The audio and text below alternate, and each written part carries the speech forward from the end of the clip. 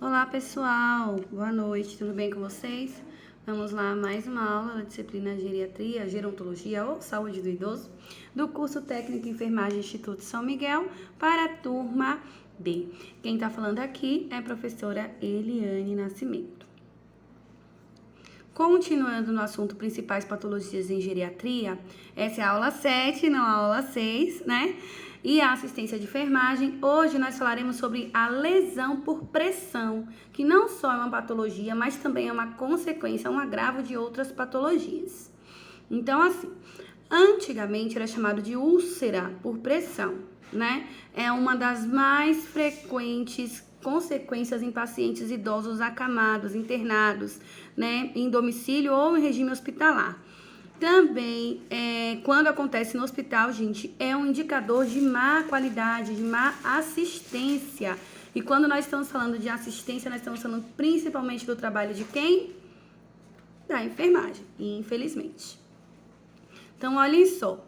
Os pacientes acamados que tenham lesão por pressão têm 2 vezes mais chances de evoluir para óbito, né? Porque a lesão em si, ela pode se infectar, o processo de cicatrização é lento, é complicado, se houver um caso de desnutrição, de circulação, tudo isso é um agravante. Pacientes em unidade de terapia intensiva que tenham ou que desenvolvam a lesão por pressão têm de 2 a 4 vezes mais possibilidades de morrer do que os outros. E o nosso foco-alvo, que são os idosos. A mortalidade em idosos, né, que tenham lesão por pressão é cerca de 88,1% maior do que um outro idoso com a pele íntegra, tá? É um indicador de má qualidade de cuidado, é um indicador de péssima qualidade de assistência, sim. Geralmente, o que faz a lesão por pressão, né, no paciente debilitado, as comorbidades, está relacionado à presença, né, de cisalhamento de pressão na pele do idoso, né, e é agravado pela idade. Lembram que nós aprendemos nas aulas iniciais a degradação dos sistemas? Então, isso acontece também com o idoso. Quais são as principais regiões, né? Cabeça, ombro, cotovelo, nádegas, calcanhar, orelha, ombro, quadril, coxa, perna, joelhos, né, no peito e os dedos dos pés, calcanhar e dedo dos pés. Então, quando nós falamos da importância da mudança de decúbito, é por causa disso, né? Porque essas regiões, se você diminui pelo menos um pouco, a cada 2 horas você muda o paciente de posição, você está diminuindo a pressão, a tensão, cisalhamento nessas regiões. Os estágios, né, estadiamentos da lesão por pressão. Nós temos aqui estágio 1, que é a epiderme, né, só que apenas com o eritema. Esse eritema, mesmo depois que você tira o paciente daquela pressão, meia hora depois ainda continua aquela região epidermiada, tá? No estágio 2, nós já temos a lesão mesmo, a abertura do rompimento, né, no caso, da pele, com a exposição da derme, tá? E a coloração vai ser assim, rosa ou vermelho, e vai ser um pouco úmido, e pode ter algumas bolhas, né? Que essas bolhas, elas podem estar preenchidas com exudato, e também pode acontecer que se rompa. No estágio 3, já vai ter o comprometimento da derme, né, evolução mesmo da derme, não é só mais a exposição da derme, vai ser o comprometimento da derme e vai ter tecido de granulação. Esse tecido, gente, nós temos que tomar muito cuidado com o tecido de granulação, porque esse tecido também é o que faz a recuperação, então nós devemos tomar cuidado com o cisalhamento nessa região. No estágio 4, já passou aí pelo tecido adiposo e está chegando na fáscia muscular, ou pode ter o comprometimento da fáscia muscular, pode chegar até tendão, ligamento, cartilagem, osso, já tem odor, é bastante grave, necessita de um cuidado específico, já não há possibilidade de cuidado por pessoa que não tenha, apesar que lesão por pressão deve ser cuidado profissional, né? Por mais que o familiar tenha um pouco de orientação, o cuidado do profissional é sempre ideal. A lesão não classificável, quando tem a perda, né, da espessura total da pele, perda de tecido do tissular também. E o dano, ele não pode ser encoberto, né, porque ele já tem esfacelos, que é esse tecido de necrose, tem escara. E a lesão tissular profunda, que a pele está intacta, né, mas tem aquela persistente descoloração vermelha escura, o marrom, né, e púrpura até, que não embranquece, porque a lesão é interna. Aqui os 4 estágios mais comuns, o estágio que não pode ser classificado, que é o 5, e a lesão interna, tissular. Aqui, gente, é como você vai identificar, né? O que você vai identificar em cada estágio, como eu acabei de falar, tá aqui escrito para ajudar vocês na compreensão. Anotem, estudem, pesquisem. Os fatores de risco intrínsecos, ou seja, que estão na pessoa, no ser, né? A imobilidade, que nós chamamos até de imobilidade reduzida no leito também. Incontinência urinária, porque aquela umidade macera a pele. Alteração do nível de consciência, geralmente para menos. Alteração cognitiva, né? Porque a pessoa perde aquele controle mesmo de mudar sua de se ajeitar, de mudar a posição. Idade avançada, uma doença aguda, porque vai ser uma mudança brusca, né? De situação. Doença crônica grave ou estado terminal. Comprometimento circulatório, né, a má circulação, deficiência nutricional, desidratação e, claro, uma lesão por pressão prévia, né, uma lesão por pressão que a pessoa já tenha, que pode desenvolver algo pior. Os fatores extrínsecos, que são aqueles de fora. Nós estamos falando aí do contato mesmo, da questão física, né? Como que eu vou explicar, gente, a questão de pressão e cisalhamento? Lembram que na aula de assistência de enfermagem que nós falamos sobre a importância de esticar os lençóis, de não deixar vincos nos lençóis, não amarrar? Então, porque esses vincos, essa pressão do tecido com a pele do paciente é um fator, né? O que é cisalhamento? É aquele arrastar a pele, né? Quando às vezes ele se movimenta, arrasta a pele sobre um lençol grosso. Fricção, que é quando há o peso, né? Quando coloca peso naquela determinada proeminência, né? Porque a lesão por pressão, ela aparece nas proeminências. A umidade, que pode estar vinculada tanto com calor, com o uso inadequado de produtos, com o abafamento, né? Com cobertores. O irritante químico, que é o uso de produtos químicos na pele de forma inadequada.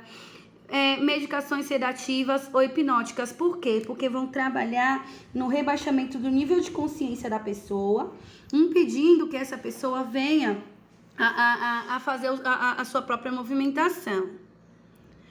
As doenças, né, os fatores de risco, doenças, são as que nós aprendemos aqui nas últimas aulas, gente, né? Doença de Alzheimer, insuficiência cardíaca congestiva, doença pulmonar obstrutiva congestiva, acidente vascular cerebral encefálico, diabetes, trombose venosa profunda, fratura de quadril, artrite reumatoide, cirurgia de quadril, porque vão limitar o movimento da pessoa, a paralisia de membros, edema de membros inferiores, alguma malignidade, né, desnutrição, osteoporose, doença de Parkinson e infecções do trato urinário.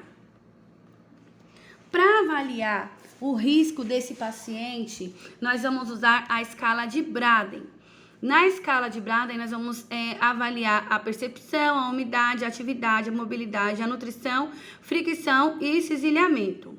Se a partir da escala de Braden que nós vamos saber a possibilidade desse paciente desenvolver lesão por pressão. A assistência, né? A avaliação de risco da lesão em todos os pacientes, mudança de decúbito, reavaliar a lesão no paciente que já desenvolveu de acordo com a prescrição, inspeção diária da pele, principalmente na região sacral, dorsal, nos calcâneos e na trocântera. Manter a hidratação da pele mais livre de umidade, otimizar a hidratação e a nutrição do paciente, minimizar a pressão e cisilhamento, utilizar colchins, né, para manter livre as proeminências ósseas, evitando luvas cheias de água, tá? E utilizar travesseiros abaixo da panturrilha. Dá preferência ao decúbito do paciente 30 graus para evitar o cisilhamento, né? A mudança de decúbito de 2 horas, como eu já falei. Manter o paciente em poltrona por no máximo 2 horas também. Reposicionar o paciente se estiver na poltrona após 1 hora. Ou seja, a mudança de decúbito na poltrona é de 1 em 1 hora. Considerar o decúbito dorsal se o paciente estiver na poltrona, né? Quando voltá-lo de volta para a cama. E quando retornar ao leito, seguir a ordem do decúbito lateralizado para a direita ou para a esquerda, porque o paciente estava sentado. No tratamento multidisciplinar, nós vamos ter o acompanhamento com médico, nutricionista, fisioterapeuta, enfermeiro e técnico em nível hospitalar. A avaliação do paciente com lesão por todos os profissionais, a promoção e manutenção da viabilidade tissular, os cuidados com a lesão, o manejo da dor, o tratamento cirúrgico quando necessário, que pode ser o desbridamento, a implantação de programas de treinamento de qualidade, que é essencial da educação continuada, a atualização, né, no assunto, a abordagem nutricional, emprego de terapias adjuvantes, né, e o desbridamento. Todo o tecido necrosado deve ser retirado, o tecido inviável deve ser retirado. As coberturas. Claro, gente, que infelizmente as coberturas não estão todas disponíveis, né? Mas é excelente quando você chega num hospital que tem estrutura que tem todas as coberturas. Nós temos a gaze, né, que vai contribuir para a umidade da lesão, vai favorecer a formação do tecido de granulação, estimula também o desbridamento, né, o deslizamento mecânico e absorve o exudato. A cobertura não aderente, que vai proteger a ferida, preservar o tecido de granulação e vai evitar a aderência ao leito da lesão para não retirar o tecido de granulação. O alginato de cálcio com prata, ele vai absorver e reter o exudato, né? Vai impedir, controlar a proliferação microbiana, quer dizer que é um estágio que já está mais avançado, e vai minimizar a dor e o trauma durante a troca. O carvão, né, com prata ativado, né? Ele neutraliza o odor, principalmente assim quando está bem no estágio mais avançado, através do mecanismo de absorção. E a prata, ela tem ação antibactericida. O hidrocoloide, né, a placa de hidrocoloide, que são partículas de celulose que se expandem, aí elas absorvem o líquido, né, criam um ambiente assim úmido, mas promove o desbridamento autolítico, tá? O AGE, que é o ácido graxo essencial, que é o óleo de girassol, que vai preservar o tecido, né? E vai impedir que as lesões aumentem. O creme de barreira, que é indicado para prevenção e tratamento das lesões que podem agravar, né? Por fatores agressivos como as fezes, a urina, secreções, exudato, né? Proveniente da própria ferida ou de fístulas. E o hidrogel, com ou sem alginato, né, que possibilita um ambiente úmido e vai promover o desbridamento autolítico também, que vai estimular a cicatrização. Nós temos a papaina, que é a proteína do mamão, né, que faz o desbridamento químico e é também um anti-inflamatório, um antibactericida e um bacteriocistático, né, e o colagenase, que vai faz aplicação no tecido necrótico e ele vai desvitalizar vai revitalizar aquele tecido. Os principais tecidos que podemos encontrar em uma lesão. Necrose, que vai estar aí, né, enegrecido, pode ser duro ou mole. Esfacelo, que também é necrosado, mas tem consistência macia. Tecido necrosado, gente, é tecido inviável, tá? Granulação, que é o tecido avermelhado, umedecido, né, e firme. Epitelização, que é o tecido rosado, que já está mostrando ali o encerramento da ferida, é um bom sinal. E a hipergranulação, que é o excesso do tecido de granulação que forma além do nível do leito da ferida e vai causar tensão nas bordas e dor. Aqui os estágios, para vocês verem no real como fica. Ó o estágio 3, gente. Olhem só. Olhem só. Triste, né? E aqui a lesão tissular. Certinho, galerinha? Dúvidas? Chamem lá no chat que eu aguardo por vocês. Obrigadinho, até mais tarde.